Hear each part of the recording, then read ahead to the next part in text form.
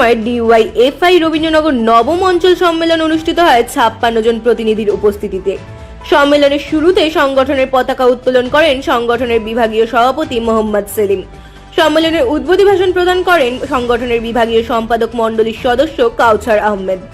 সম্মেলনে আলোচনায় অংশ নেন সংগঠনের বিভাগীয় সম্পাদক কমরেড ইন্দ্রজিৎ সাহা, বিভাগীয় সভাপতি মোহাম্মদ সেলিম, সম্পাদক মণ্ডলীর সদস্য মিজান হোসেন এবং পার্টির লোকাল কমিটির সম্পাদক মিজান মিয়া।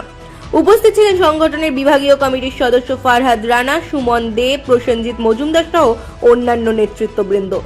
নতুন সম্পাদক হিসেবে নির্বাচিত হন মোহাম্মদ হানিফ এবং সভাপতি হিসেবে নির্বাচিত হন ইমরান হোসেন। নতুন 21 জনের কমিটি গঠন করা হয়। ব্যুরো রিপোর্ট, রাত দিন ত্রিপুরা।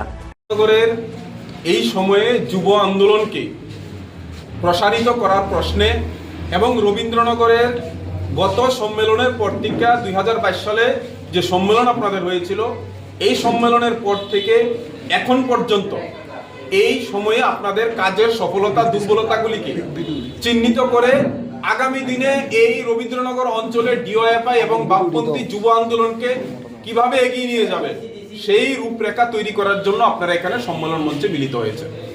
এতে আমার প্রথম দিক থেকে যেটা বলার, প্রতিনিধি বন্ধুরা যারাই উপস্থিত হয়েছেন, এখানে হয়তো আরো প্রতিনিধি বন্ধু আসার কথা ছিল, কমরেডরা বিভিন্ন কারণে হয়তো সেরকম ভাবে উপস্থিত হতে পারেনি, কিন্তু তারপরেও যে কমরেডরা রবীন্দ্রনগরের আজকের এই সম্মেলন উপস্থিত হয়েছেন, আপনাদেরকে অভিনন্দন জানাই। রবীন্দ্রনগর লোকাল কমিটিকে এবং সম্মেলন উদ্যোক্তাদের আমরা অভিনন্দন জানাই যে এই কঠিন পরিস্থিতির মধ্যে দাঁড়িয়েও এখানে আপনারা 40-50